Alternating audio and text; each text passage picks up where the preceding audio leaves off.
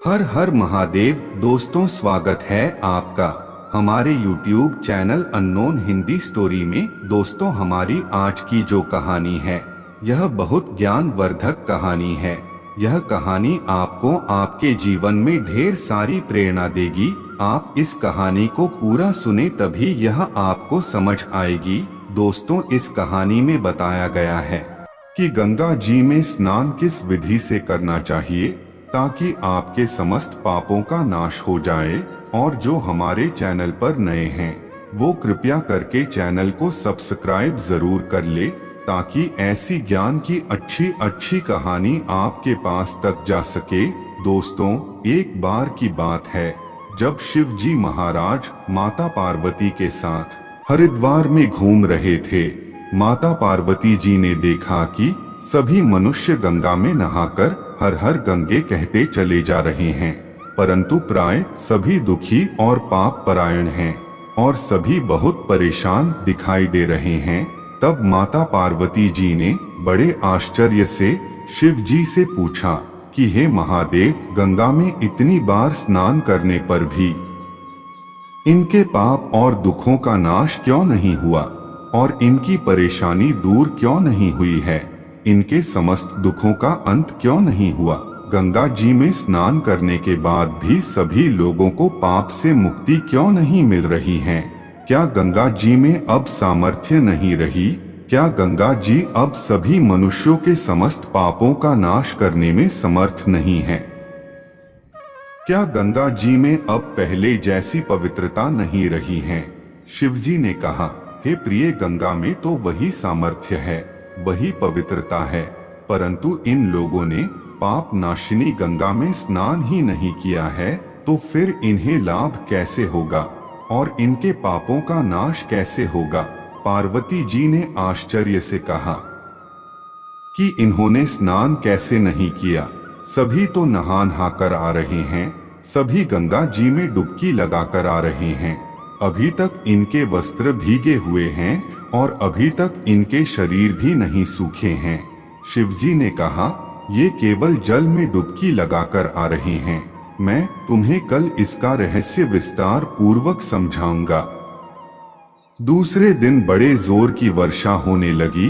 वर्षा इतनी घनघोर हो रही थी कि गलियां कीचड़ से भर गईं। जो रास्ता गंगा जी से आ रहा था, उस रास्ते में एक स्थान पर एक बहुत गहरा गड्ढा था।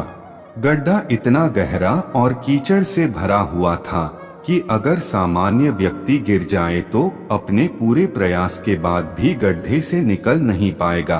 गड्ढे में रपटीला कीचड़ भर रहा था। शिवजी ने अपनी लीला से ही वृद्ध रूप धारण कर लिया और दीन विवश की तरह गड्ढे में जाकर गिर गए, जैसे कोई मनुष्य चलता चलता गड्ढे में गिर पड़ा हो और निकलने का प्रयास करने पर भी नहीं निकल पा रहा हो और स्वयं को असहाय महसूस कर रहा हो। पार्वती जी को उन्होंने यह समझाकर गड्ढे के पास बैठा दिया कि देखो, तुम आने वाले लोगों को यह सुना सुनाकर यूं पुकारती रहो कि मेरे वृद्ध पति अचानक गड्ढे में गिर पड़े हैं। कोई पुण्यात्मा इन्हें गड्ढे से बाहर निकालकर इनके प्राण बचाए और मुझ सहाय की सहायता करे। कोई तो भला आदमी हमारी सहायता करे। शिवजी ने यह और समझा दिया कि जब कोई गड्ढे में से मुझे निकालने को तैयार हो जाए तब इतना और कह देना कि भाई, मेरे पति सर्वथा निष्पाप हैं। इन्होंने अपने जीवन काल में कभी कोई पाप नहीं किया है, तो इन्हें वही छुए जो स्वयं निष्पाप हो, जिसने कभी कोई पाप नहीं किए।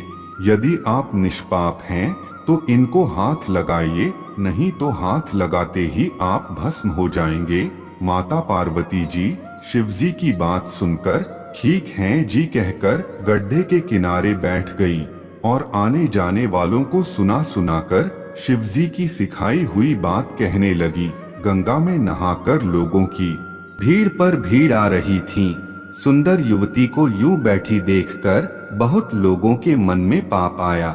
युवती को देखकर लोग तरह तरह की बातें करते जा रहे थे। कुछ लोग लज्जा से डरे तो कुछ को धर्म का भय हुआ। कई कानून से डरे कुछ लोगों ने तो पार्वती जी को यह भी सुना दिया कि मरने दे बुढ़े को, क्यों उसके लिए रोती है।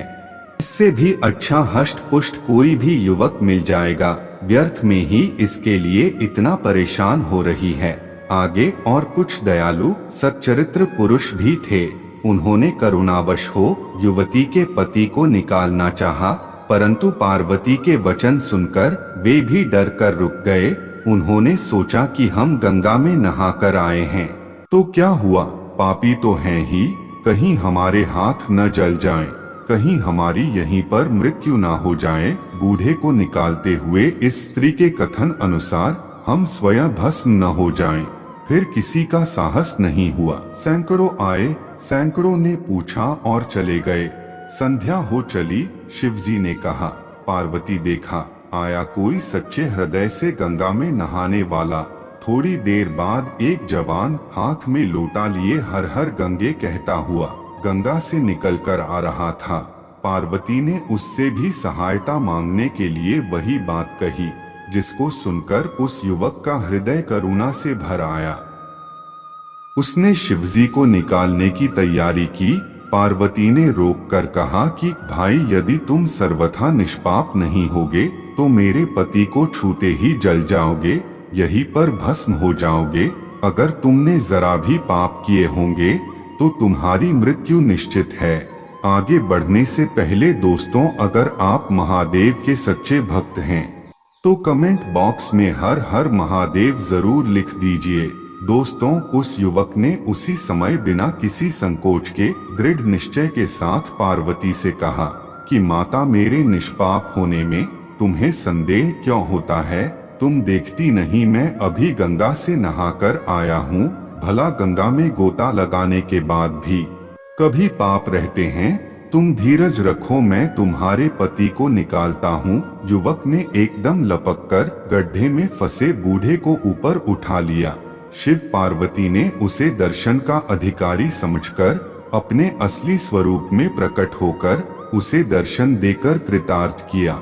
शिवजी ने पार्वती से कहा कि इतने लोगों में से इस एक ने ही गंगा स्नान किया है। इसी दृष्टांत के अनुसार जो लोग बिना श्रद्धा और विश्वास के केवल दंभ के लिए गंगा स्नान करते हैं, उन्हें वास्तविक फल नहीं मिलता। परंतु इसका यह मतलब नहीं कि गंगा स्नान व्यर्थ जाता है। गंगा स्नान का बहुत पुण्य भी है।